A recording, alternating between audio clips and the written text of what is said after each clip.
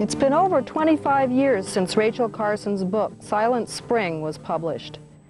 In it, she warned of the dangers of indiscriminate pesticide use and insisted that alternatives must be pursued.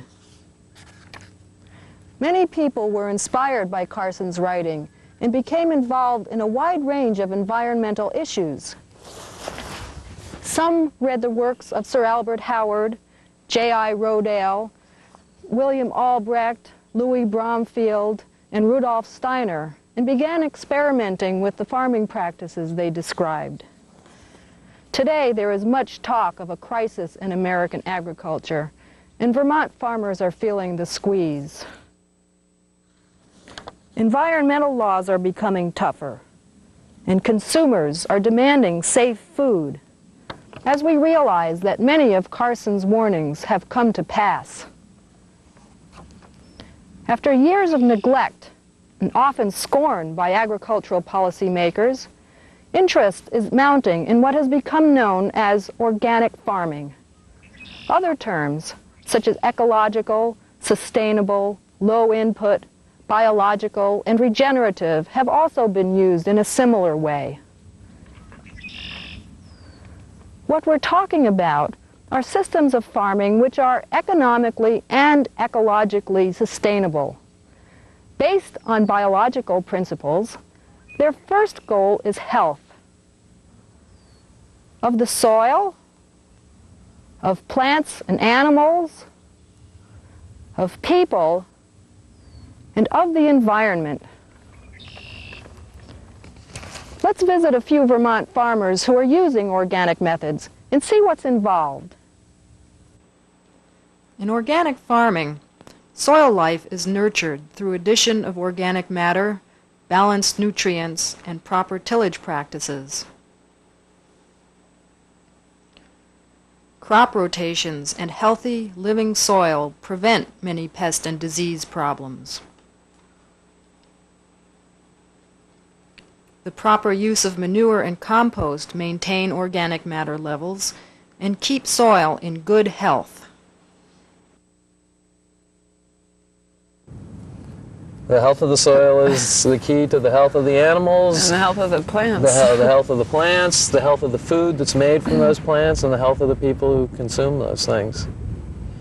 The soil is the very bottom of the food chain. It's the first link in the food chain. If you're going to live higher up on the food chain, which we all choose to do, you want to have the foundation be solid, and you want it to be healthy. Pretty much we depend on a heavy dose of compost, which we make ourselves here on the farm. We have a good source of dairy manure that's well bedded that we can make into some good compost, and then we spread it at 40 tons an acre over all the land. That, along with a rotation and with cover crops in that rotation, tends to build up organic matter and keep fertility right up there. We do use rock minerals and some foliar feeding if necessary, but generally compost is the backbone of the fertility. Yeah, we take some rocks out and we put other more valuable ones back, like ground high magnesium limestone, rock phosphate, and sulfur mag. Those are the big three right there. And we put on other little things as we need them. I think our main emphasis is on trying to get calcium-magnesium ratio about 3 to 1. Well, keep boron levels and magnesium, just really working with both the macro and the micronutrients to try to balance them.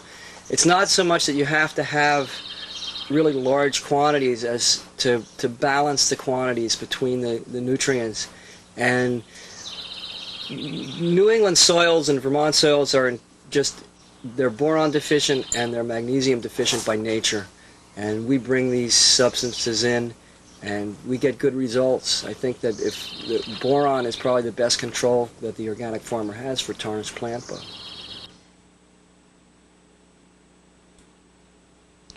Organic farming is diversified. A balanced mix of farm products is less dependent on uncertain weather and market conditions. Wastes from one enterprise become resources for another. Pest and disease problems are reduced by avoiding large concentrations of a single crop. The crops this year are raspberries, garlic, carrots, and potatoes. Well, when you're first starting out, I think it's especially important to have diversity, and we are really starting out as vegetable and fruit growers because the market is very insecure, I think. We're learning different ways to market our crops, and it's hit or miss, and I'm not anticipating a lot of luck the first year or even the second or third year with any specific crop in terms of marketing. So if we have a couple of failures, we may also have a couple of successes that'll pull us through. Well, we have two primary products. One is our milk, which is pasteurized, cream-topped whole milk that we pasteurize and bottle and label and distribute from the farm. And secondly, we grow cabbage and make sauerkraut. Well, there are numerous advantages. I mean, one obvious advantage is you just don't have all your eggs in one basket, although really for us to succeed, both baskets have to come in full, I guess I'd have to say. We can't really afford to lose one. But they fit together well. On our particular farm. On a biological scale, on the farm they fit together well because the main input for the cabbage crop is manure from the cows, which is, you know, some would say a byproduct of the dairy operation. The other thing is in a rotation we can follow that cabbage crop with a soil building sod crop. If you just had a vegetable farm and you didn't have animals to feed that sod crop to, you'd effectively be losing a year or a number of years production on that field just to restore the soil. So we can use that as a feed crop as well. Mm-hmm. So the two blend well yeah, and together. Having a small herd of animals makes sense on our farm since it's a hill farm, and we call ourselves the hill farm, and we don't have much flat land. It's really not a vegetable farm. I think having the diversity provides a good population of everything, microflora, fauna, and not mining the soil of just one crop's needs over and over and over. Organic farming is resource efficient. Recycling organic wastes and reducing purchased fertilizer cuts farm input costs. Small-scale systems are less capital intensive, so debt loads are smaller.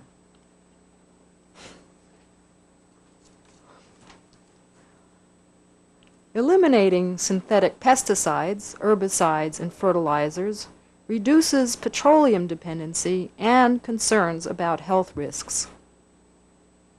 The composting is an outgrowth of my desire to make better use of the manure for my fruit and vegetable crops. And I decided to sell some because it helps justify the machinery that I bought to make it easier for me to make it for my own use.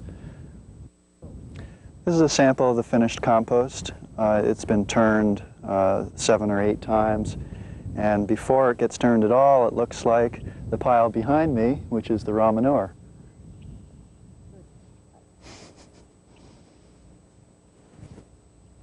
Everything that the cows give us is composted, and the straw from our cereals is part of the compost, and we try to like custom mix something that's going to be more complete than just say ordinary farm manure would be.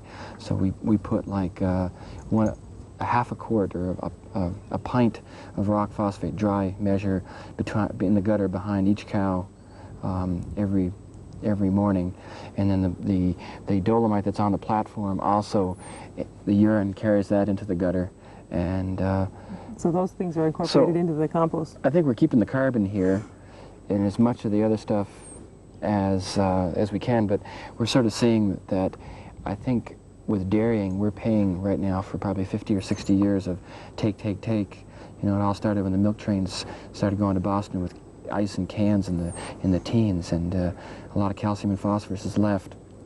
So we're trying to stock it up with rocks, and hopefully our inputs for the last 3 years have been incredibly high, but the results have been unbelievable too. This year we've got 10 extra animals, cut the same amount of hayland, and sold 1,500 bales of hay to boot, you know, between 2 years. Organic farms are generally more dependent on legumes for the fixation of nitrogen than other farms, and we pay particular attention to this in terms of the clovers and the alfalfa that we use. Organic farming relies on, emphasizes having a high amount of organic matter in the soil, and high content of organic matter helps to bond and hold nutrients, keep them from leaching into the subsoil where they're unavailable to plants. Organic foods are sold both direct to local consumers and through wholesale markets. Foods marketed locally are fresher and keep food dollars in the community. Certified organic products are commanding premium prices in urban markets. Yeah, we don't deal with any distributors at all.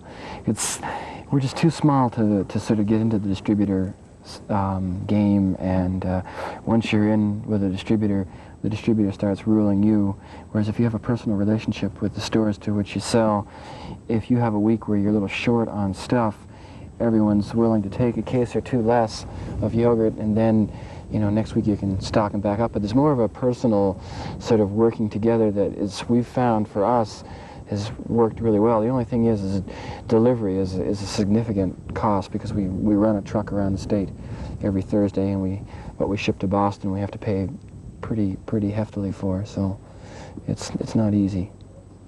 I feel that organic certification really has enabled us to be a crop farm in a relatively small, a low population area.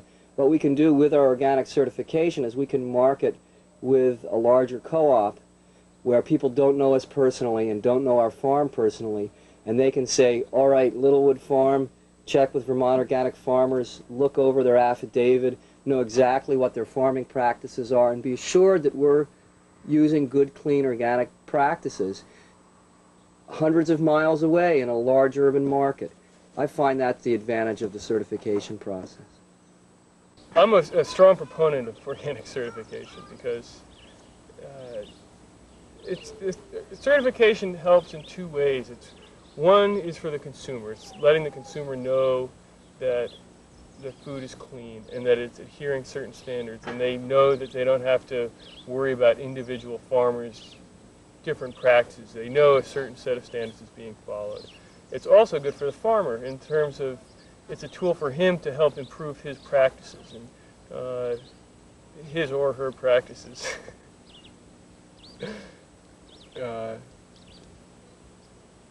And some people just forget about the other side. You know, a lot of people just say, well, as a farmer, why do I need to get certified, la-di-da-di-da. You know, my people, you know, it's organic if I call it organic, but, you know, it's opening the whole organic movement up to a lot of fraudulent activities. There are many good reasons for farming organically. For me, I want to be involved in doing something that's that I feel good about doing, that I feel is not hurting the earth in an environmental sense, that's not hurting human society, that's actually benefiting all those things. I've made the choice to farm organically because, well, for several reasons. One is that farming in northern New England is kind of a marginal proposition, and I don't think I could compete very successfully with the large commercial growers elsewhere in the country. And I think that it's, from an economic or a business standpoint, it makes sense to carve out a niche for yourself, a kind of a specialty niche if you're not going to get big, and we're not going to get big. I also have a real commitment to to the health of the environment and to our own personal health. And I think organic is the only way to support that kind of health.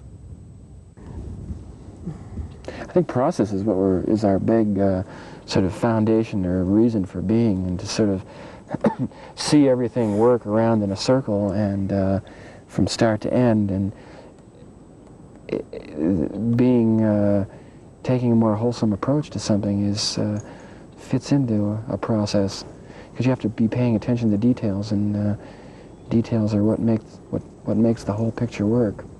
Well, it's also the ecological factor where we don't feel comfortable with taking a shortcut towards an end in terms of putting on something that's going to have instant results, and you don't know exactly what your consequences are, like a soluble fertilizer or an herbicide or something like that. And so it just doesn't seem worth cutting corners if you don't really know where it'll end you up. And it really seems like to have a live soil is really, in the long run, going to serve you better than having just a medium in which to plant your plants and grow your crops. Well, I think it's, I don't compromise any of my values in doing what I'm doing. And I enjoy working for myself, number one. I enjoy working outside for the most part. I don't like working with toxic chemicals for myself or my family or for the food that I sell. And the few things that, I don't really, the supporting fossil fuels or the plastics industries are some concessions that I make, but I make them aware, I'm aware that I am making them and trying to change it around. If I could afford glass greenhouses, I would, but that's just out of the picture. I guess the real purpose of it is to try to further people's understanding of how the earth works. People don't understand how dependent they are on nature. And we're right on the front. We know how dependent we are on nature. And we love the fact. We know what a fine line it is to be alive. And the rest of the urban world seems to have lost that to an awfully large extent. And I feel like we're trying to keep this knowledge alive so that we can feed ourselves in the future, too. I think that's part of it.